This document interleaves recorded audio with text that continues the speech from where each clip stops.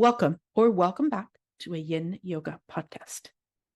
Today, we have a guest I have been looking for a very long time.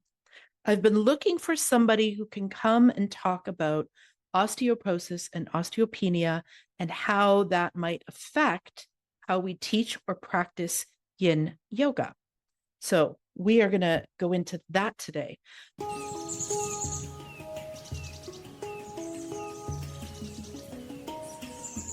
Welcome to a Yin Yoga podcast.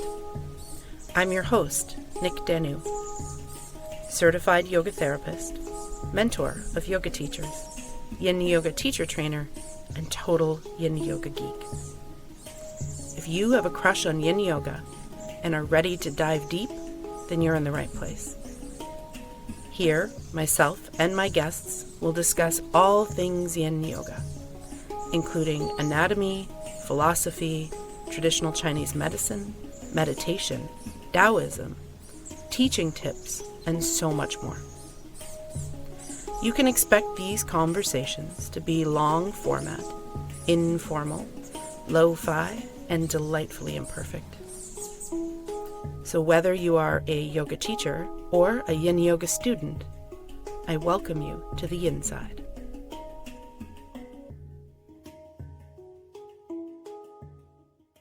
I will do my guest bio in just a moment, but I wanted to mention for those of you watching on YouTube, you will probably see a little bit of chaos in this video. I'm sitting in a different spot than normal due to extenuating circumstances, and this was recorded about an hour and a half before my cat's lunch. And so the cats get very pesky when I sit here and record at this time. If I sit somewhere else, they're fine. They don't bug me at all.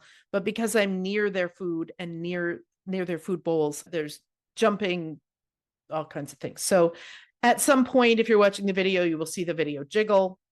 This is due to the location I'm seated. You will see me jumping up perhaps to rescue a lamp from being, that could have happened. And also there was a point during the recording where my cat has decided to bat the microphone around. And so, see me having to adjust that. And multiple times of me kind of my hands moving to keep a cat away or stop them from chewing on something. So it's been a multitasking episode. So just be aware, for those of you on YouTube, you got a little bit of an extra show today. And for those of you with audio, I don't know how much of that will come through, maybe the odd bit. So before we dive into there you can just see it again. There, those of you watching the video, that was a cat jumping on the table that I'm working on. Feels like I'm a little bit in a boat on the seashore. Before we dive into our guest's bio, I just want to mention that if you have been loving the podcast and you have not yet offered me a rating or a review, I would be super grateful if you would just take a moment right now, pause the recording. I'll still be here when you get back. And go into whatever app you're using and either give me the stars. You could do like 5 stars. And on Apple, you can also do a written review. And on Spotify, you can do 5 stars and you can leave me a comment under the episode. And then on YouTube, of course, make sure you are subscribed. Take a moment to like the video and then leave me a comment below. These things help the algorithms let other folks know that this Yin Yoga business is useful information. And so these platforms are more likely to introduce them to people in search or as recommended if they get a little bit more love. Plus, it also helps me to just know that you're actually out there and you're listening. So that would be super helpful. Take a moment to pause and offer me a rating or a review. Give me some stars. If you love the pod, give me 5 stars. Give me verbal feedback as well. If you would like in the review, either Apple, you can do stars and written. Spotify, you could do stars and leave me a comment. And again, on YouTube, you could like the video, subscribe, and let me know in the episode comments any ahas that you may have had about the episode. That would be great. Okay. My guest, Niamh Daly, teaching since 2004, is a registered teacher trainer with Yoga Alliance Professionals and a continuing education provider with Yoga Alliance. She is also a somatic education coach, a Pilates Mat 1 and 2 instructor, and trained in the Buff Bones method, fall prevention, and still holds an advanced diploma in nutrition coaching. In 2015, she began to develop Yoga for Menopause and Beyond, launching the yoga teacher training at the same time in 2020. She has since then authored the book, Yoga for Menopause and Beyond, published by Human Kinetics in 2024 and available worldwide. And she has trained hundreds of yoga teachers worldwide in her trainings, which include yoga for bone health, neurosoma yoga, and other professionals also in menopause awareness and strategies for fitness pros and psychotherapists. She also teaches classes, retreats, and one-on-one in person and online, promoting the value of pleasure, self-led movement, and rest.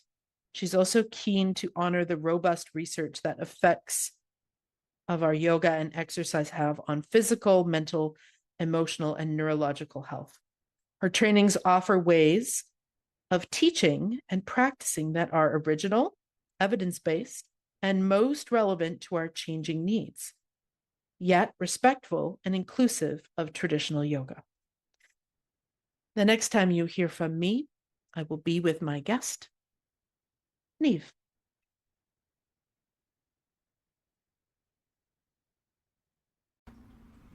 Welcome, Niamh, to a Yin Yoga podcast. Thank you so much for, it's probably evening where you are, I'm guessing.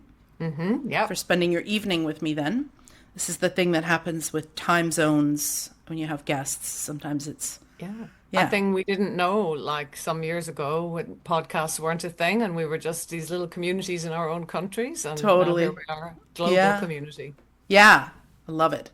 Just so that the listeners know, we've already chatted about it, but I have been asking for quite a while if anybody has a source that could come on the podcast and talk to me about osteoporosis and osteopenia specifically, and how that can affect our yin practice and how we teach. And it's been a long haul ever since the episode 4, which was like almost 3 years ago. I've been looking, so I'm very glad that you're here. But somebody on Instagram, who I'm guessing has either studied with you or knows you or has your book or something, sent me your way. And so I'm so happy that you're here. Before we dive into the topic at hand, I would love to hear a little bit about your yoga journey, maybe starting with like how you found yoga, touching on when you decided to teach and giving your introduction to yin, and then we'll go from there. Cool. Yeah. So I actually trained years ago in the 90s as an actor. And in the drama school that I was in, there was the person who ran it was really into the Alexander technique, which is a technique which is about helping the body to let go of habitual tensions so that it can be more neutral, which, you know, is a great state for an actor to have so that you can take on a different character or whatever. But she also encouraged acrobatics and all sorts of mad physical stuff. So I fell in love with physical stuff there in my mid-20s. And then it wasn't, though, until dawn on the top of a mountain on the year 2000, my sister taught me a sun salutation as the sun came up. And I was like, oh, this is fun. And I was very fortunate that she was going to a teacher not far from me who was truly excellent. One of the few teachers in Ireland at that time who was teaching for over 20 years. She was a real outlier and fabulous. So I fell in love with it. Sometimes we dive into training as a teacher pretty quick. So it was 2004 when I trained. And that was a 200-hour teacher training where I came out thinking, I can't teach yoga, that's bonkers. So I was lucky enough to do a year with that teacher as my mentor. So being maybe in a way the traditional old school of being with a teacher for a long time, but probably not as in depth as it would be traditionally. So I started teaching Hatha yoga then, and I think it was pretty soon, maybe 2 years into my teaching, that an Irish teacher who had trained in yin yoga in the States came back all full of this new fabulous style, this idea. And I went to some of her workshops and I was like, oh my God, this is just so delicious. It's ridiculous. So there was no yin trainings in Ireland at the time. There was no online yin training. So I just went to workshops with her and started to introduce it into my classes. And I did it really quite a lot as part of class. And then I think I went through a 40-hour yin training. So for those of you who are listening, I know a lot of yin teachers train hours and hundreds of hours. So I would be not as trained as some of your listeners in yin. But I started to, because I was also a Thai massage therapist, I used to do some hands-on within the yin poses and called it yin safe hands. And oh my God, the people who came on a weekly basis for 2 hours on a Sunday just, they were puddles of delight on the floor, just so needing that deep rest. I was also very interested in the emotional permissiveness that's in yin. That whole thing of emotions are not wrong. We're getting to know them. What's wrong is when they are either stuck, they can't be expressed, or they are overly expressed and knee jerk. So it's not just the physical practice that I fell in love with. And then, anyway, at some point around age 45, 2015, I started having my perimenopause symptoms and started researching menopause. And out of that grew Yoga for Menopause, which is a specialization of mine. And that became a teacher training in 2020. In the interim, I had developed this thing called Yinstinct Yoga, which was me melting yin into my love of instinctual movement.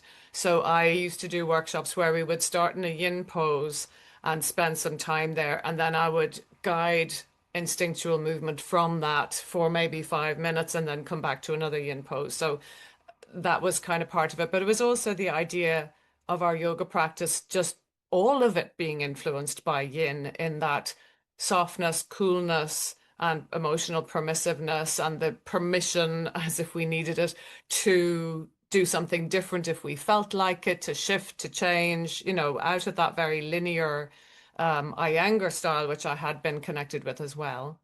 I hopped back to the Yoga for Menopause, and then a couple of years into running those teacher trainings, I got my own diagnosis of osteoporosis.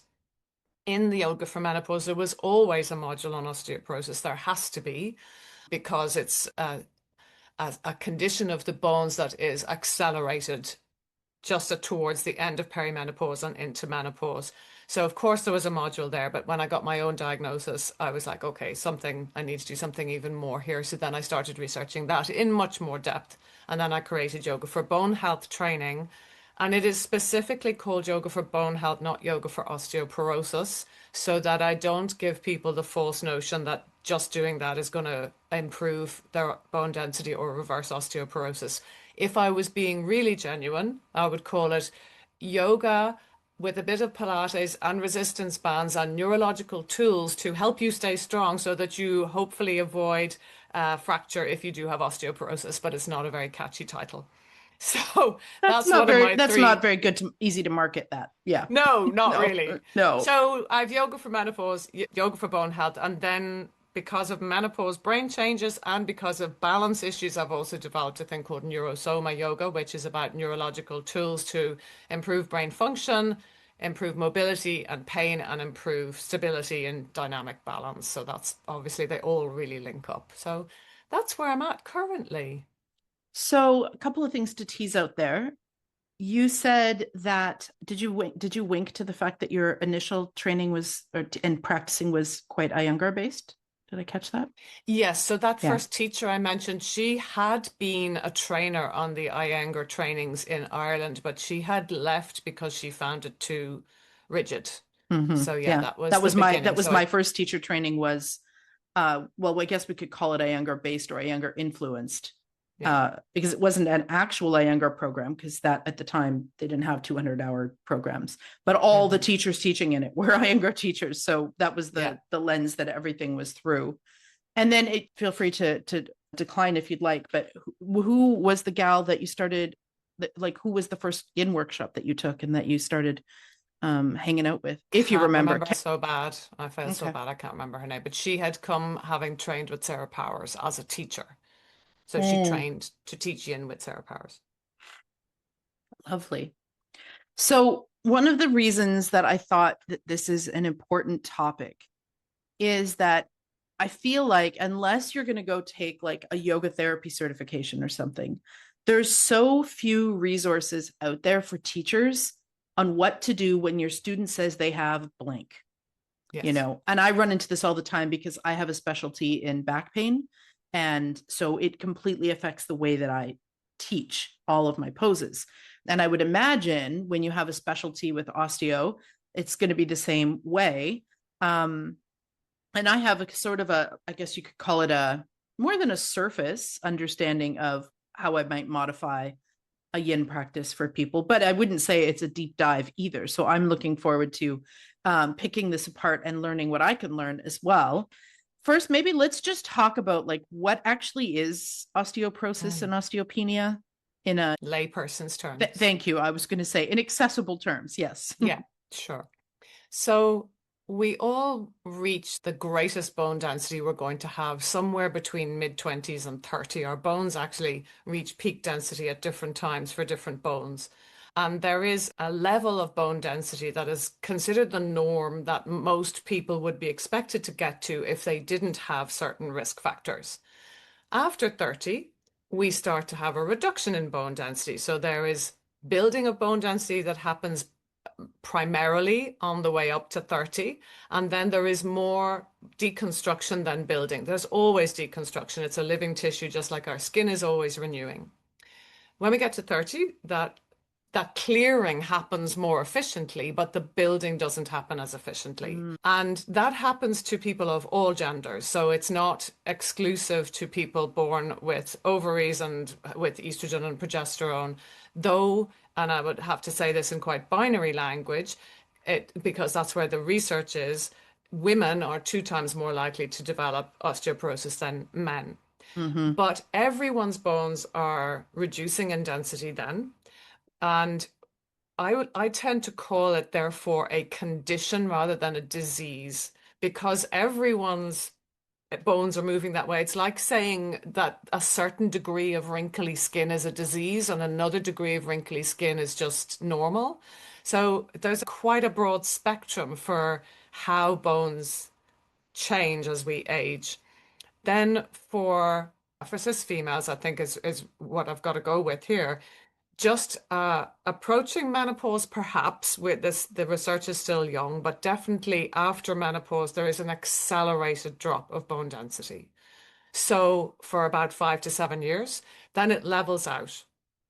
If you had a brother and you were a female, and you both had the same risk factors for bone density, and you both got to 30 and you had similar scores, the only reason why the female may have lower bone density after menopause would be menopause once you both get to 50. But then after that, you and your brother might deteriorate in density at the same rate. So if someone does have risk factors before 30, that acceleration at menopause is more serious than for someone who got to 30 with that perfect bone density score that they measure us against. So I have, for example, a lot of risk factors, not all of them, but I have many that would explain why, given I have a diagnosis or had a diagnosis at 52 of osteoporosis, I probably had osteopenia during perimenopause, but I didn't get a scan then, so I didn't know that then, because the level of osteoporosis that I have post-menopause is significant enough that it couldn't have just been that.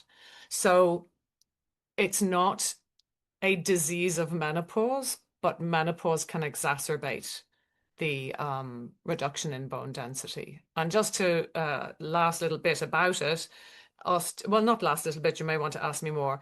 The difference between osteopenia and osteoporosis can either be significant or tiny, because it's only a point of a number. So we're talking, when we're looking at osteoporosis scores, of minus 2.5, minus 2.6, minus 2.7, or minus 1.5. So you could have osteopenia and be minus 2, and then be minus 2.5 and have osteoporosis. So it's only a little tiny difference. So we have to take osteopenia as seriously in our classes as we do osteoporosis. So if somebody says to you, "I have only osteopenia," when they come to your class and you're asking them their health status, you've to be as safe as possible, you got to think, okay, I'm just going to support that person in the same way as someone with osteoporosis. Before we get into answering the question I asked you, you just sparked something else in me. I also think that generationally, just based on fitness trends, because I've seen a few of them. Women were not in, so I'm Gen X for anyone who wants to know. That's the generation that gets forgotten about in between boomer and millennial. And I would imagine you might be I Gen don't X as know what well. Gen X. I'm 55. Yeah, you are. Yeah. Cool. It's Does six that make me or cool? I'm not sure. it makes you the coolest as far as I'm concerned. Yeah, Gen X is anyone born from 65 to 80 Oh, in cool. that window. Yeah. I know when I was a little girl and a young woman and a teen, aerobics, right, was the thing, right? Most fitness was cardio heavy and Mm, very little resistance training, if that's right. any at all. That was just the trend. Nobody wanted to be bulky. So very few women were lifting weights. They were just wanting to be smaller and smaller and smaller and smaller. And so there was this, diet culture that went along with that and all the weird drinks and things. But also on top of that, people were mostly doing high intensity cardio. Hmm. And, and then of course there's diet culture as well, like you said, so not getting what they need. I am really heartened to see that a lot. Now, I was not that way. I did do a little bit of aerobics and stuff, but also I'm an asthmatic kid. So, like, that wasn't super fun. So, when I was about 18, I started lifting. I stopped by the time I was about 23, but I lifted hard and heavy. Like, I Mm, was a competitive bodybuilder briefly. I'm about to pick that habit back up again, not competing, sure. but just lifting. Mm, And I've been really, really heartened to see that women of our generation tend to get into this perimenopause, menopause era, and they hear this information and they go, well, then why am I on the Stairmaster? I need to be doing my deadlifts. So that's giving me some hope, but also that the generation like late millennial and maybe even Gen Z, there are so many more women now that do strength training. So it gives me some hope, that they yeah. can like build that strength before that kind of area where things start to decline. It's unfortunate that we were all just told to do our step aerobics and The aerobics is a lot of pounding, so they might have really good hip density and not so great in the spine and the or wrists and their all that. arms. Yeah, yeah. But it also depends on were you eating enough when you were exercising. I mean, it would be more athletes, people who are extreme exercises, maybe high intensity, but people doing maybe their aerobics every day and competitive and all of that, that might be more at risk than someone who's going to aerobics 3 times a week. That's probably okay as long as you're eating enough. Yeah, well, the unfortunate thing is that unfortunately, like the sister to that style of working out was often Yes, also it was. calorie deprivation and not enough protein and all that stuff. Yeah, it's interesting. I didn't fall into that trend only because, and this was a long time ago. This is not a problem for me anymore, but I was naturally very thin, Hmm. to the point where other people were uncomfortable with how thin I was. Mm. And it was just a phase. My dad and my mom, my whole genetic line goes through that phase. Then later we beef up later in life. And I got so sick of people being uncomfortable with how thin I was that I thought, if I can't put on some fat, maybe I could put on some muscle and then I Mm. won't be so small and thin looking and people will quit bugging me about how skinny I am. Yeah. So that was the whole reason I started weight training. I started doing light weights just for that. And then I got fully addicted and went hardcore. And Um, that was a really good window for you. So that age that you did it at is such an important window for bone building. And that's, for example, the time when a lot of people would be drinking a lot of alcohol, drinking every weekend. And I did, for sure. I was definitely out partying. And that's a risk factor to be mm, drinking during your teens, smoking in general, but particularly during your teens and early 20s. If you're taking alcohol when you should be building bone, it's going to reduce that building. So that's unfortunately the key period to protect yourself from osteoporosis is when you don't care about osteoporosis. It's kind of right. 15 to 28 when you're thinking about other stuff. Yeah, it's interesting because actually, while I was bodybuilding, I didn't do any of that. But then once I stopped, I Yeah, did. you made up for Yeah, lost I made time. up for lost time. Yeah, no, alcohol was not worth the calories when you were a competitive bodybuilder. That's for sure.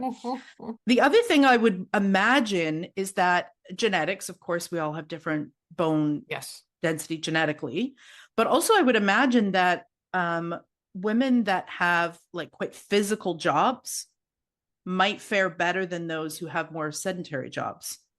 I'm just trying to think. You work out, they both work out the same amount, but then let's just say the one woman is like a construction worker and the other is sitting at a desk, that one's definitely going to have a lot more bone density from all of the physical lifting and just working their body.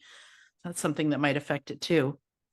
Okay, Yes, so and at the same time, I was a hiker and I was an avid, strong yoga practitioner, strong postural yoga practitioner, and I still developed osteoporosis. But yeah. I did have a sedentary life outside of that. So I think one of the most important things is to make sure, and you're not doing this at all, but to make sure that we don't blame ourselves or blame other Mm-hmm. people for and ending up with a condition, because sometimes shit happens. We Yep. think in this world of wellness culture, do this, do these, all these things to empower yourself to a healthy future, that we can, if we were doing it all, we could make sure it wouldn't happen. But there's no such thing. No. You will get the healthiest person ending up with cardiovascular disease, the person who runs and blah, blah, blah. And then you'll get a person who lays on the sofa most of the day and smokes 20 and lives to 105 and just falls asleep and dies nice and peacefully. So shit happens. And that's one of the, if you're talking about minding our yoga students in class who have osteoporosis at the beginning or continuously, they may be blaming themselves for their Mm-hmm. diagnosis. So it's not just supporting someone for physical safety, it's supporting their emotional journey with it and making sure that the language with which we speak about lifestyle and protecting our health is not exclusive. It's not saying, if you do this 7 times a week, you will get this result, when there might be someone who has arthritis, or there might be someone who has to work a 10-hour job every day and doesn't have time. There might be someone who doesn't have the money to go to the gym, etc., etc. Mm-hmm. Mm-hmm. So there's that in terms of lifestyle recommendations, that we think what's actually possible. And then there is knowing that people will be in shock after a diagnosis for quite a while. They'll be scared to move. They'll be Mm-hmm. scared for their future. They'll be having major conversations about medications that are being suggested that are notoriously difficult to tolerate. And they will be potentially doing a lot of regret. What if? Why did I? All of that kind of stuff. So it is, I think, one of the conditions about which there is most application in yoga, or for a yoga teacher to use yoga to help to assuage that person's difficulties, because it is so tied up in physicality. Nobody Mm-hmm. really going to yoga gets a diagnosis of sarcopenia, which is muscle wastage. And if we get a diagnosis of rheumatoid arthritis, we're like, well, that's an inflammatory condition. I couldn't have done anything about that. It's autoimmune. But we're coming with our skeleton to our yoga, coming to yoga with the very bones of us compromised. And this is a practice that's about putting your bones in different positions, alongside other bits. So I think that using the beauty of yoga, which to me is about helping people find the gentle middle ground rather than the polarities, and supporting that, supporting people's journey through that so that they can come to equilibrium in it, would I'm be all a about the middle first port ground. of call. Yeah. Yeah, Yes. me And too. the older I get, the more so I am. I'm sure Yeah. younger me would have been like to the middle ground, right? I was too Yeah. hardcore, but now it's like, oh, yes, this is where the wisdom lives. Yeah. So if you have someone that, let's just start with, if you know your student has it, like maybe Mm. you work in small groups, or they tell you before class, or you're working one-on-one with somebody and they say that they have osteopenia or osteoporosis, which we're going to treat the same way because one may just lead to the other, right? Mhm. What would we want to, in a yin practice, not do or modify in order to not put them at risk? Yeah, Like, obviously, practicing yin yoga is not going to increase their bone density. They need to go that's lift correct. heavy things and Yeah. work their strength for that. But I would imagine that the mental, emotional, psychosomatic nervous system benefits of yin could be super helpful for that person. So we don't want to say to anyone with osteo, sorry, go lift some weights. This is Forget you. not relevant for you Yeah, anymore. you Yeah. can't do this class anymore. So what can we do to help them or to modify things so that they're able to enjoy the practice without risking anything. Yeah. So I think the first thing is if somebody does tell you, and I hope you'll ask me about how many people don't know at some Mm-hmm. point, I think you will. If somebody does tell you, I think the first thing is what's your reaction? How do you respond? Because they are going to be afraid and they're going to even wonder should they be there. So I think the Right. first thing is to say, okay, thank you for letting me know, rather than, oh, really? Oh my goodness, what's your doctor said? Blah, blah, blah, blah. So not getting caught up in the drama of it. Just if you have learned enough about it, say from this podcast or from a training or from research or from your experience of working with other clients and students, is how you respond. Okay, I hear you. Yep. Then you're saying, during the class, I often say, and if you have osteopenia, osteoporosis, just do this instead. Or we'll do the osteopenia safe version first. And then if you don't have osteoporosis, go ahead and do this if you want to. Um, so letting them know that you will be saying that stuff and say, just listen out for that, please. Because a note for teachers, no matter how often you deliver your osteoporosis, osteopenia friendly suggestions, there'll be people with osteoporosis ignoring you and they will just go ahead. And you can't fix it for everyone. You can't make everybody adjust their practice. I would also say, before I talk about the specifics, that the way I work is from accepted guidelines that may change. Mm-hmm. So the risk factors for fracture are established in the literature. They are medically supported by when they see fractures happen. But there are individuals who may never fracture with osteoporosis. And there are individuals who will fracture from sneezing.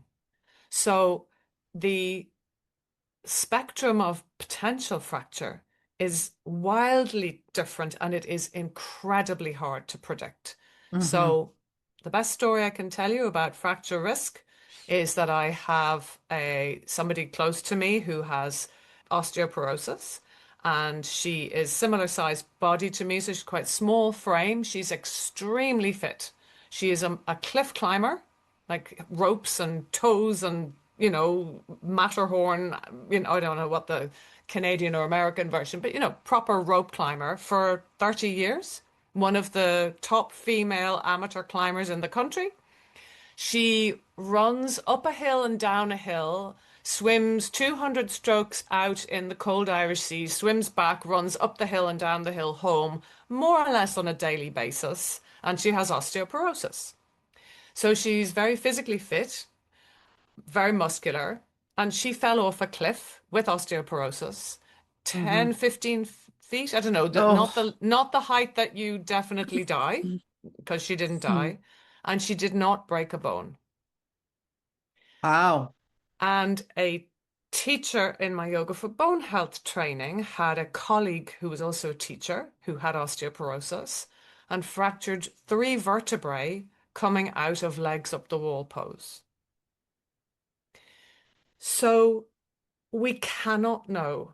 We do know certain things. We know that people with a higher level of muscle are less likely to fracture even their vertebrae. We know that people with stronger leg muscles are less likely to fall, which would be the way we would fracture our hip. We know that higher levels of back strength directly positively improve your outcome for vertebral compression fracture. We cannot tell any of that by just looking at our student going, oh, she looks fit, she looks fine, or she's quite mobile, she's done yoga for years, she's healthy. It is called a silent disease because it doesn't hurt. So that's Mm-hmm. of the reason why a lot of people don't know whether they have it or not is because it doesn't hurt and it's not until they get a screening, an age-related screening, about 65 in most countries, and they get a diagnosis then, or they have a fragility fracture. So they sustain a fracture and then they get a scan and they're like, oh, yeah, well, that's why that happened. So sorry for the precursor. No, please, So by all my means. point is that that the protections that I put in place because of that wide variability of vulnerability are absolutely standard guidelines. If they change, I'll change with them. Currently, the standard guidelines are, of course, don't fall. The three areas of our body most prone to fracture with osteoporosis are the hip, the wrist, and the upper spine and middle spine. So the thoracic spine and where the thoracic, so the middle and upper back. That doesn't mean you can't have a compression fracture elsewhere. And that kind of fracture, a compression fracture, is where the fronts of the vertebrae collapse because of pressure upon them. And that usually happens with flexion of the spine. So in yin yoga, there's going to be no falling unless, I don't know, is there a standing yin? Have they invented a standing yin balance? I'm sure not. 5 minute standing balance or a No. 5 minute headstand in yin. So you don't need to worry about falling. And some people are concerned that, say, something like square pose, because it's putting a lot of pressure on the hip joint, could that fracture somebody? I would say the likelihood of that is extremely small. And I would say so small as not to be a thing, but we could never say never. So the thing that a yin teacher needs to be concerned about is spinal flexion and spinal twisting, especially with flexion. So if there was one spinal position to avoid overall would be flexion and twisting at the same time. And then the next would be flexion on its own. And for the teachers that don't speak flexion extension, that's forward folding. Forward bending, Yeah. Okay. but not forward bending at the hip. So if you're doing chair pose, I know that's not yin, but if you're doing chair pose, that's a forward bend, but the spine stays long, straight, neutral, whatever language makes sense to you. We have the natural curves. But if you do Uttanasana, standing forward fold, where you bend right over your straight legs, or Paschimottanasana, so seated forward fold. Yeah, caterpillar and yin. Yeah. Yeah, exactly. That will create a rounded middle back in most people. Yeah. However, people who are hypermobile might be able to do that entirely from the hip joints, but the likelihood is that once they bring their nose to their shins or their chest to their legs, that's going to be some flexion in the spine.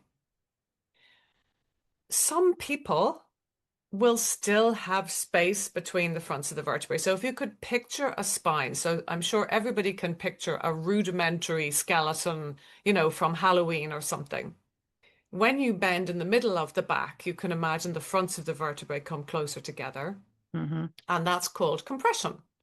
And if that compression is severe enough, that can cause collapse of the bone or fracture of the bone, which is basically like it is like a collapse, and it is the fronts of the vertebrae that are more prone than the sticky out bits at the back. Okay. Because they're a softer kind of bone. It's a different kind of makeup. It can happen in the back, but it's usually a vertebral compression fracture is like a wedge-shaped fracture. So it's not the whole vertebra collapses 360 degrees. It's usually the front of the main body of the vertebra that's collapsing. If you're watching the video, of course, I'm trying to do this with my hands, but if you're only listening to the audio, you won't be able to see that. So different people's seated forward fold caterpillar is going to be different in impact on their vertebrae. So I tend to work for the person in the room who's most vulnerable, and I don't know who that is. Right. I will never know who that is. So I'm bringing everyone with osteopenia, osteoporosis to hinge at the hips and pause there. Then they can bring their hands down to rest by their thighs, and they can bow their head a little and maybe put a bolster under the head so that they're not having to hold the weight of the head. The deeper or the more, I don't want to say more certain, the higher risk in flexion is flexion under load. So it would be if your teacher comes around and pushes you into a position, or which they should not be doing in yin, which they should not be doing. Absolutely. Or if you hold your toes that wouldn't happen in yin, although you never know if people are getting a bit gung-ho, hold your toes and pull. That is pressure. That is adding external force. It's the force of your arms, but it's external to the spine and the muscles that can bring the spine into that position. Likewise with twists, No levering, no binding. I know there's no binding in yin, but there can be that. I can't remember the name of that one where you curl under in a little twist. It's not really levering, but there is weight of the body onto that, onto the spine that way. Or also in daily life, you bend forward with a rounded spine, you pick up your dog or your grandchild or your a box of groceries or whatever. I want to say before we go further that most vertebral compression fractures happen outside of exercise classes, full stop. Mm. That when we're moving in an exercise class, we're likely to be more careful. And injuries from yoga are pretty small in number. And, or however, there was a very small study done. I think it was like teeny tiny, like 12 people. And they had osteoporosis before starting yoga, and they signed up to the yoga for this osteoporosis study. And within a year, all of them had acquired a vertebral compression fracture. Now, the trouble is, I know you're looking shocked, but when you're quoting a study, you've got to be clear. We don't know if the yoga poses caused the vertebral compression fracture. They could have sustained it outside. Even if they did sustain it during the yoga practice, we often won't know for days, weeks, months even that we've had a vertebral compression fracture. So some of them will be immediately painful. Sometimes you don't know you've had one until you go and get your height measured and you've shrunk and they do Mm. you a DEXA and oh my gosh, you have 3 fractures. So there are external ways you can kind of guess, like someone's shrinking or they're getting much more rounded upper back. But the likelihood of you being in teaching a class and hearing a crunch is pretty small. So all you need to do, well, first you need to know that there are never any guarantees. You cannot guarantee that your osteoporotic student or osteopenic student is going to get a fracture ever in their whole life. You also can't guarantee that they won't get one. And you can't guarantee that it won't happen in practice. If someone can fracture vertebrae coming out of legs up the wall, anything can happen. So again, going back to this thing of we use the guidelines to avoid flexion, especially flexion under load. So that means, as I said, with caterpillar, tilt at the hips, put a bolster under the head, vertical bolster, just it's really nice feeling to rest your forehead, right? With twists to only twist as far as you can twist without pushing with your hands. I would say something like twisted deer. I wouldn't bring someone to the floor and twisted deer. I would always prop that on a bolster and just ask them to come slightly back out of it. So Mm-hmm. they're still twisted. We need to have all these ranges of motion. We need to not stop moving. We need to live life and we will twist in life. So we can't avoid everything, but we aim to stick as close as we can to guidelines while still having a lovely time. Because I have a focus in my personal business and my niche is back care, there's a lot of problems with a lot of different back conditions with folks doing flexion and doing it in a way where their back is rounded. So I very rarely even teach those poses. I tend Mm, to flip people onto their back yeah. and get them to legs up the wall or grab a strap. Mm, Um, or, if they're doing butterfly, maybe, hold their feet or loop their feet with the strap reclined hmm. because their spine is then supported with the floor. So it feels to me like it's a little bit more spine neutral and more It legs that is. way. Yes. So that's something that I tend to do in general. The odd time I will get people to fold forward, but I always coach it as like, coming from the hips for the same reason, just because in my particular population and the people I work with, I have a lot of people with back stuff. Um, Yep. and I tend to favor lying down. To me, if the point of a pose is let's get into the hamstring, well, they don't need to fold forward over their leg to do that. They can get their No. hamstring by laying on their back. The other question I had about that is I was always taught in my yoga therapy training that we don't want people with osteo hanging their heads unsupported. That weight of the head can be a bit much. So I'm wondering your thoughts on that. I usually, again, like you said, if it is a posture where the head might be coming down, I offer support options like put a block here, put a bolster here, or I just ask them to slightly restrain and draw their chin in a little so that they're not just head dead weight forward. Same thing if we do anything with the neck, which I do in yin.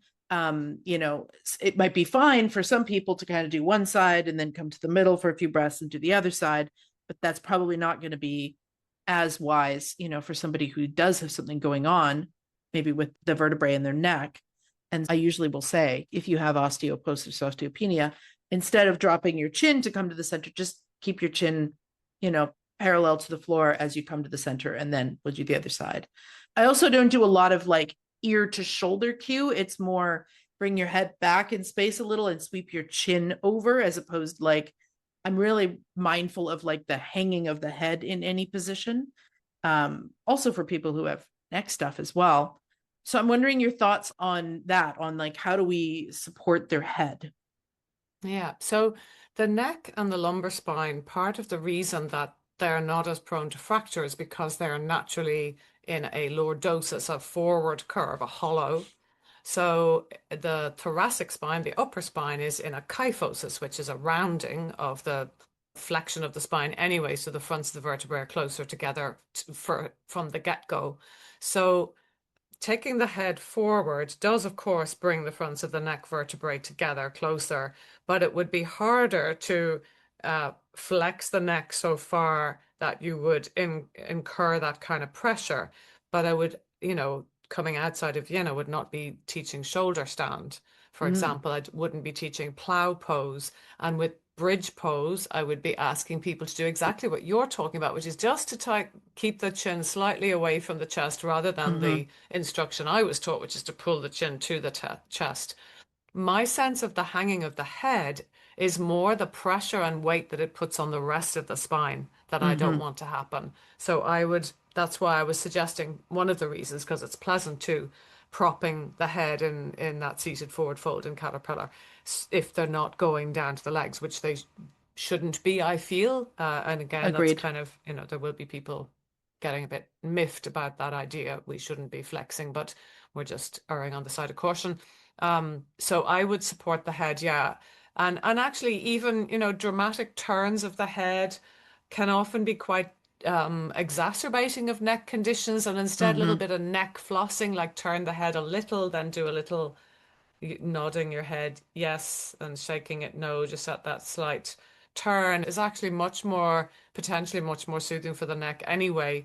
I think we get a bit crazy about neck movements, and actually So we much use our so. necks really freely in the world anyway. We're always going to look for the bird in the sky and the creature on Shoulder the checking when ground. you're driving, and yeah, yeah. Yeah, Yeah, yeah. it So I gets don't think enough.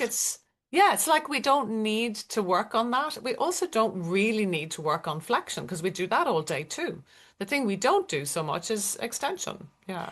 That you're preaching to the choir here. I did do a whole episode on back health, my friends, which I will tag in the show notes. And that is exactly my argument in that as well, is that in our daily lives, we are always in flexion, right? We're bending over Mm. to do the dishes, we're bending over to brush our teeth, we're bending over to pick stuff up off the ground, we're raking, we're vacuuming, we're constantly bending forward.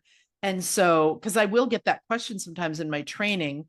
So I do teach them, of course, all of the forward folds, but that when we do our practice, I tend to favor a back bend or even a lateral pose or other Lovely. things, because I just feel like, and if I'm looking for hamstring, I'm going to just try to focus really directly on hamstring by laying them on their back and giving them a strap, as opposed to thinking I need to have the whole spine rounding forward to get the back of their leg. Um, Mm. yeah, Which it's is more destabilizing for the sacroiliac joint because yeah. you're pulling the spine one way, the sacrum one way, and the pelvis the other way, which can be destabilizing. Yeah. And the other thing I wanted to mention, you said we don't do shoulder stand and yin, like we don't do it as far as upright feet in the air, Mm. but there is snail pose. Yeah. Pose.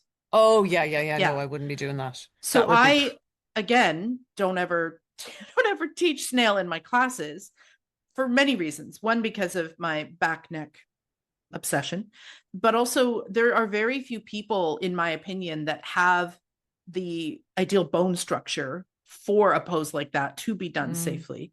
And, you know, of course, in my younger training, we would have been putting a bunch of blankets under people and like all of that. And I'm just like, you know, if somebody can't do snail, there's other things to give them. Like, this Yeah. is why, as teachers, we need to, and an episode will have come out not long ago about this, focus on what is the function of this shape? Like, what is the point? Because if we understand why we're doing it, then if someone can't do it, it's really easy to go, oh, okay, let's try this instead.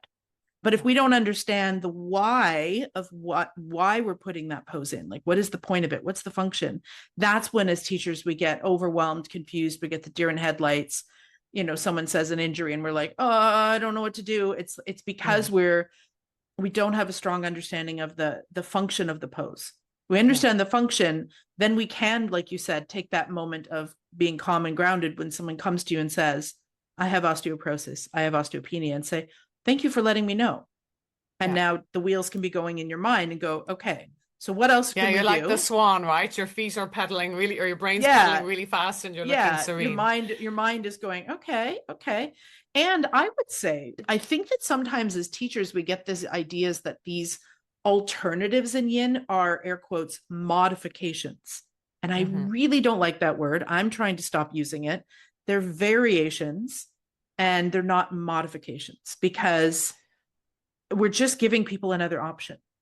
Yeah. And So in again, terms, yeah, in like terms of start, looking after people with low bone density, that is a huge deal. And the way that I teach is that I teach the osteoporosis-friendly first. And yes. then I say, if you don't have osteoporosis and you fancy, bringing your head to your knees, go ahead. I'm going to stay here. I feel it's quite functional and I'm okay. So, because it's the same with in a hatha class rather than a yin class, obviously. If I'm doing balancing poses, I bring everyone to the wall first. And then Mm-hmm. I say, use the wall if you want to, or don't use it if you don't. But if you just say to a room full of people standing in the middle, if you need the wall, go to the wall, who's going to want to do that? A, they can't be Nobody. bothered, and B, they feel exposed. So I bring Yes. everybody there, and then they don't have to use it. So that is a really important piece of the holistic care that I think yoga teachers can be brilliant at giving, but it does mean that our teaching is not relaxing. We're not sitting there going, I'm having a lovely time being a yoga teacher. We're working hard. We're thinking hard. Mm-hmm. We're considering postures. We're considering people's sensibilities, their hip replacements, their conditions. We rock, and we're doing this, Yes. trying to make them with this calm atmosphere. It's quite amazing. I just wanted to jump in and say what you were talking about. What's the function of the pose? This is when people are asking me on my Yoga for Bone Health training, how do I what do I do instead of child's pose? And I'm like, well, for starters, some people will do child's pose really safely because they'll have the hip and knee flexibility that their spine is not particularly rounded. But I would maybe lift the head, put a bolster under the head. Mm-hmm. Or you can do what I call the slump, which is that you have your bolster long and you have the front body lying out over the bolster, knees on the floor, head on a block, really flat Mm. spine. Nice. But what I say to them when they're thinking about any posture that they want to do, not just what's the function, as in what have I been told in my training, but why am I putting this posture in now? So, Exactly. let's say it's child's pose. Are you doing it because you want to stretch their bum? Are you doing it because you want them to have a timeout so that they get a breather? Are you doing it because you want them to not look at you while you look at your notes feverishly because you've forgotten what to do? Are you doing it because you want to give them a moment of crawling inside? And whatever it is that you want, how else can I give that to them? So how can I stretch their glutes, lie on their back, happy baby, hug their knees to their chest? If I want them to have an inward moment, lie on their side and hug the bolster and feel it physically close to them. If I want them just to stop looking at me so I can look at my notes feverishly, have them lie prone. There's so many reasons why we put particular postures in different places, and it's not just the known, in air quotes, function of the pose, because of course that's all up for grabs anyway, as you know, Nick, because the function of the pose that's in the literature is not necessarily how an individual's body receives it. It may be the Yes. generic function, Well, I but can say we could have like an intention, for example, for someone to feel a pose in this area, but that doesn't mean that person's going to feel that in that area. exactly, Yeah. yeah. The other thing I wanted to just tease out that you just talked about was starting with the sort of softest version first. I would say that is fantastic for osteoporosis, osteopenia, but I would just say, dear teacher, What if we just got used to doing that period, the end, full stop all the time? What Mm, if we started teaching the most accessible version first and then say, if you don't feel this, or if this is, then you might try, rather than teaching the air quotes full pose and then yeah. backtracking so that anyone that can't do the one that's on the cover of the yoga magazine now feels like, oh, yoga's Hmm. not for me.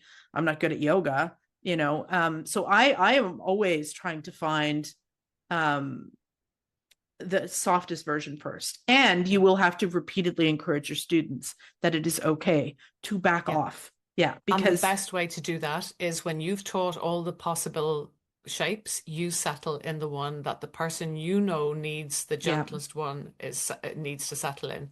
So as long as Nick and Niamh are in the pose that the one person who needs the gentler version or the less impactful or the less bonkers version, if we settle there, they'll know that that's valid. Because if we do, as you're saying, start with the full pose and then we work back, then all the other shapes are considered as just an effort to get to Z, whereas actually there's value in all the other shapes on their own. They don't Mm-hmm. need to be a progression to Z, to the And I always, pinnacle there pose are or times whatever. I don't even introduce the full pose because I can Yeah, look out at my people and I can see no one here needs this. yeah, Like nobody yeah, needs to yeah, do for this sure. version in order to feel this in the intended area. So why would I trout it out as some sort of, you know, you Yeah. are very right about that. I often call it monkey see, monkey do Mm, with students. So whatever you are doing up front, unconsciously they will try to do unless they are very self-aware and very experienced. yeah. So much so that I noticed twice I've noticed this and I've been like, I really got to watch what I do. There was one time I was teaching a class and I paused what I was doing to pull my shirt down, and three people in the room pulled their shirt down. Yes. Oh my God, It yes. happened just the other day. I was saying, okay, bring your head back in space to where it used to live before you had a cell phone, and then sweep your chin diagonally towards yours. And I did this with my hand. You can't see it. Sorry, those of you on the pod. I have my fingers on my chin, and I'm sort of using my fingers to directionally guide my chin over towards my shoulder. And at least half the room put their fingers Yes. on their chin as they, so people are mimicking you. Yeah. The other thing I would say is, as the teacher, once you've demoed the pose, you don't need to be in it. Like, get out, No, be present. You know, it's not your practice yeah. time. See if people around the room might need a prop, or maybe there's something else you could call out because you see somebody's not comfortable, or or somebody's unclear, or your job isn't to lay around in your yin shapes and practice while you're doing it. Your job is to show for those visual learners, and then to get out and be present and available. So I want to summarize a little bit before we jump into sort of kind of your offerings. And also I have some uh, closing questions that I like to do. But I want to Hmm. just summarize a little bit. Okay. We, first of all, and you let me know what I forget, we may not know if somebody has osteopenia or osteoporosis in our class. So And my they may question, not know. and they may not know. And even if they do know, they may not tell you. So my thought is, if you are teaching a lot of a certain demographic, would it not just be safe to assume? Like, let's just say you happen to teach a lot of women that are in kind of perimenopause, menopause age. Like, why not just modify from the get so that you One don't? statistic out of the USA, and it is echoed everywhere, but just by differences of 2%, say 54% of women over 50 have osteopenia. That is Wow. over half of women over 50 have osteopenia.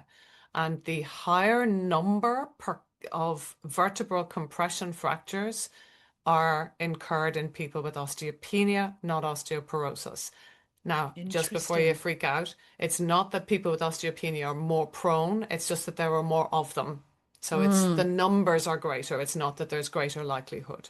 But the point is, you can fracture a vertebra with osteopenia, and 50 plus percent of your students are going to be osteopenic who are over 50, who are female.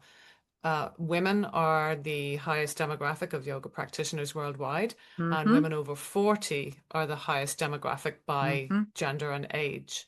So if you, yeah, you can assume also a lot of yoga practitioners are in small bodies, and we are more people in small bodies are more prone.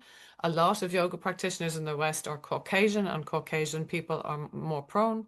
So yeah, and also people, unfortunately, who get drawn to yoga are often prone to chasing quote unquote healthy lifestyle, which often is synonymous with calorie deficit and therefore periods of not eating enough food, which is also Right. a risk factor. So I would say, unless you only teach the vinyasa bunnies or the yoga Barbies, like the very young, very flexible, very able-bodied folks that are just there for the jam and playlist and to get their sweat on and da da da da da. If that is not your exclusive clientele, maybe we should just start adding these things in now. And my apologies, cat playing with microphone. You never know what's going to happen. No, no. I'm just going to hold this in place for a moment till she loses interest. This is real life, y'all, on the podcast. Yeah. So, why not start introducing these concepts in? If you teach, which odds are, like you said, if you're teaching, you probably teach mostly women. That demographic is quite common. And even if you do have younger folks, younger women in the room, like, why not prepare them anyway? To have this knowledge. Most of my generation didn't know how important strength building would be as we age. But, Mm-hmm.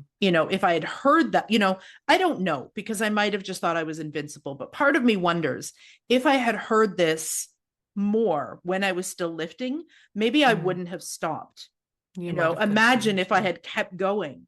Maybe I would have kept lifting this whole time if I had known that this could be something that could really help me as I got older. Now, I don't know for sure. I'm a No, bit we don't know. rebellious. I Yeah. thought I was invincible. I might not have listened to my own advice, but it would be good to have the knowledge rather than in Yeah. my generation where we didn't know any of this stuff. Like nobody talked about it. That's one thing I'm so grateful for at this time in the world is that so many more women are actually talking about these things. Whereas in my mother's generation and my grandmother's generation, menopause wasn't being talked about, osteopenia, osteoporosis, how you would eat, how you could move your body. None of this was even addressed. No. And so I'm so grateful that mostly Gen X women that are bringing this to the forefront because we're all in that age group now and we're not content maybe to sit quietly like our mothers or grandmothers were and not talk about these things. We're more likely to say, hey, 51% of the population, y'all, listen up. We got some stuff to say. So that I'm very grateful for. So why not, I want to summarize, why not treat everybody accessibly and with the softest versions? So what I do with back care is I just assume everyone's got something going on with their back and I teach to that, as opposed to saying, oh, so-and-so do this, oh, so-and-so do that, oh, so-and-so do this. So if you work with this particular group of women, this population, why not just teach as if this might be? The downside would be that people get more fearful if you're talking about it a lot. But actually, I have to say that an osteoporosis-friendly practice is very functional. It's functional yoga. And also when it comes to outside of yin to hatha, it's also very joint protective in terms of using strength to take yourself into postures instead of collapsing and using gravity to take yourself into postures, which is really important for cartilage, which is also thinning as we get older, just like bones are. And so, I think it's a more sustainable and functional practice often. Yeah. Any other little nuggets that you really want to talk about that we haven't said yet before we do some questions and talk about your I don't offers? think so. I'll probably remember them after. So we Always, can do right? like 6 other podcasts. Maybe Sure. tomorrow we'll just meet again. I can't think of anything right now. That's why you have a whole course on it. I have some little questions that I like to ask my guests at the end. Some of them are light, some of them are a little more soulful. The idea is that they're rapid fire, but that very rarely actually happens that people have a rapid fire answer. So, We're yogis. We think a lot. Yes, exactly. Coffee or tea? Tea. Favorite ice cream flavor? Pistachio? Ooh. One thing people often get wrong about me. Oh, that I'm unapproachable. Like that was maybe years ago. They used to I think don't, I was a bit, yeah, defensive, but I think it's probably when I'm shy or something. yeah, I have gotten that one as well. Hmm. I'm intimidating, apparently. Do you have a pop culture vice, like a show you like to binge or a book series that you just can't put down or No, I don't think I do. I always look for something a bit quirky and interesting. Although maybe like crime stuff sometimes, and then I'm like, I Mm. regret it because I have nightmares. Well, true crime is definitely one of those pop culture vices. So Okay, cool then, I yeah. got you But on I that one. really regret it whenever I start watching it. I know it's kind of like the thing you can't not watch, and then you're like, why am I Yeah, and then watching you're this? like, I can't, yeah. Mm. Yeah. When I'm not practicing yoga, I am. Walking my dog or sitting around waiting for my kids to need a lift. Good times, good times. Um, One weird fact about you. Might not be weird, but I'm severely hearing impaired, which has developed over the last 5 years. I have like my Bluetooth from my computer into my hearing aids now. Wow, That's okay. affecting my balance, which is scary. Yes. And Mm. but wow, how far technology has come, hey? Mm. To be able to Yeah, have your Bluetooth in your hearing aid, that's impressive. bonkers. What the world needs now is, Oh I my know, I'm God. just going to say pick one. I know that's like hard to do, but It needs people to stop forgetting their humanity. mm, yes, yes. One thing I wish people knew about yin yoga. That it doesn't have to look pretty. Yes, love it. I'm here for that. Mine rarely does. Is there anything else I forgot to ask you that you would like to add? No, I'm happy as a I'm full as a tick, as my sister would say. I'm replete. I'm satiated by Awesome. this conversation. Me too. This is your opportunity to just let folks know because you have courses and books on these things. I So, do. a brief overview of what you got and then where people can find you as far as Yeah, your so website and the socials and all that stuff. my website, my socials are all the same name, Yinstinct, instinct with a Y, from the days when we yin teachers were anything that began with a vowel, we put a Y in front of it. So Yinstinct Yoga is my social media, mostly on Instagram and Facebook, and my website is that as well, instinctyoga.com. My book is Yoga for Menopause and Beyond, which is primarily for teachers, but some practitioners who are regular practitioners have been enjoying it. And it does have a section on brain health and it does have a section on bone health, but not terribly comprehensive as much as obviously the trainings. I run a 40-hour training in yoga for menopause, a 15-hour CPD in what I'm now calling Yoga Plus for bone health because it involves Pilates elements, resistance bands, applied neuroanatomy for stability and dynamic balance and all of that. And I co-run a training called Neurosoma Yoga, which is for reducing or doing our best to stimulate the brain, which is a known factor for helping to reduce the risk of Alzheimer's dementia, and also has tools in there for mobility and chronic pain and balance as well. And I teach online. All my trainings are online. People have joined from Canada, America, Australia, Europe, etc. And I also have one class online, which is Yoga Plus for Bone Health, which is a 50-minute class on Thursday afternoons Irish, which is like you're in Vancouver, so you're 8 hours behind me. So it'd be early morning for Pacific and normal After, morning yeah, for Eastern. yeah, Yeah. lovely. Yeah, Yeah. that actually works well for lots of schedules. Yeah, Yeah, and also yeah, people can get the recording. It's really fun and bonkers. It's very physical. It's bands and using your bolster and swinging your bolster around to destabilize you while you try and balance and things. It's sounds great fun. fun and yeah, it is. It's really fun. Yeah. Thanks. Sounds like a party. Oh, I remember what you didn't ask, but whether yin yoga can increase bone density. Let's go for it.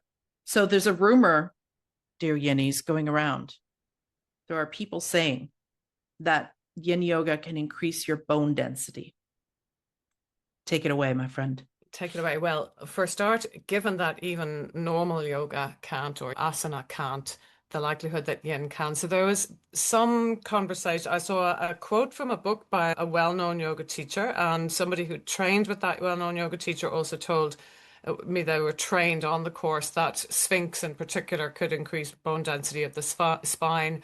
And there was a claim that basically the compression that happens of the vertebrae in yin yoga poses is like nothing we get in any other yoga, and that it is that compression puts pressure on the bones, and that's what creates bone turnover.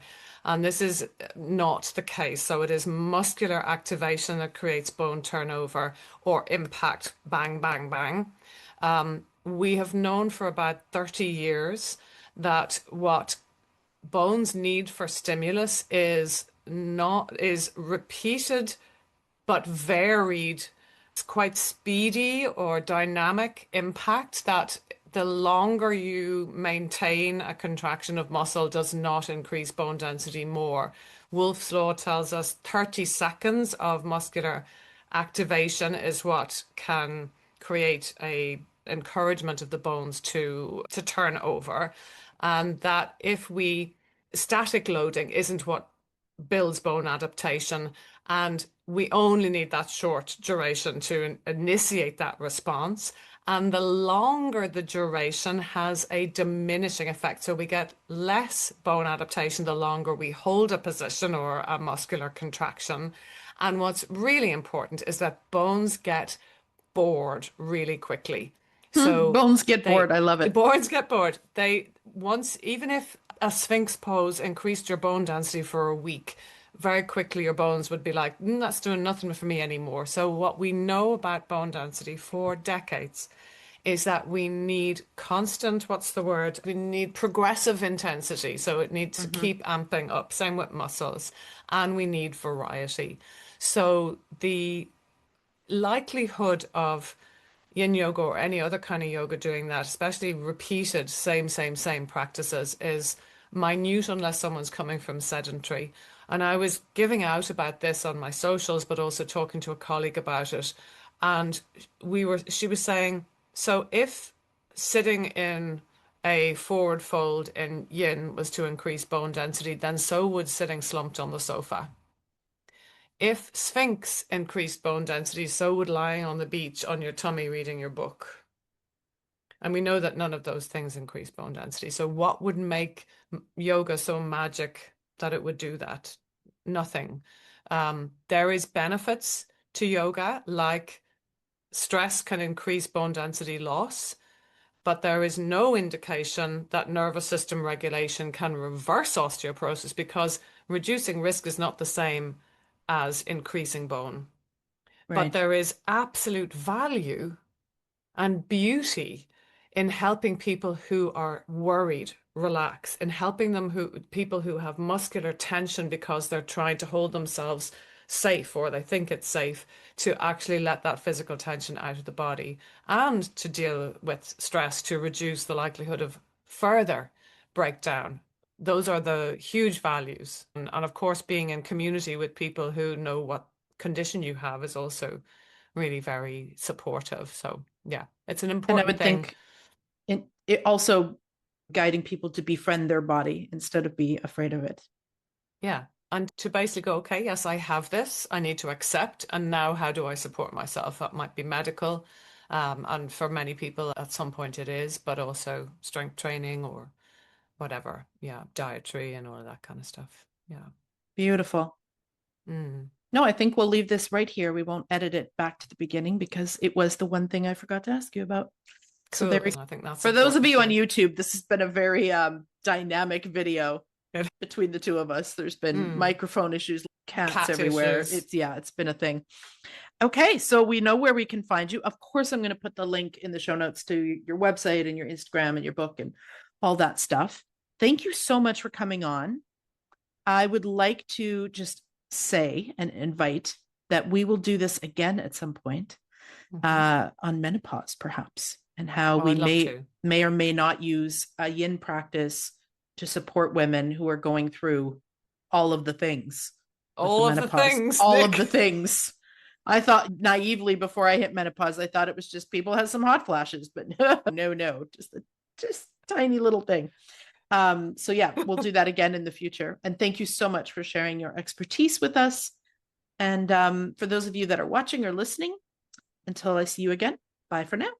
Thank you so much, Nick. Bye, everybody. For those of you who stick around until the very end, thank you. If you love this podcast, I'd be grateful if you gave it a review. It really helps other yin yoga lovers find it. If you've already given a review, would you consider sharing a screenshot in your Instagram stories? And don't forget to tag me at Nick Danu Yoga or at Yin Yoga Podcast so I can share the love. Before I sign off, some gratitude. First, for you, the listener, for spending time with me today. Big gratitude and deep reverence for my teacher, Paul Grilly. Thank you to Fred Westra for the hang drunk samples. You can hear more of his music by clicking the link in the show notes. A big thank you to my beloved for mixing the intro and outro tracks. And until we meet again, may you be well. May you be content. May you be at peace. May you be free.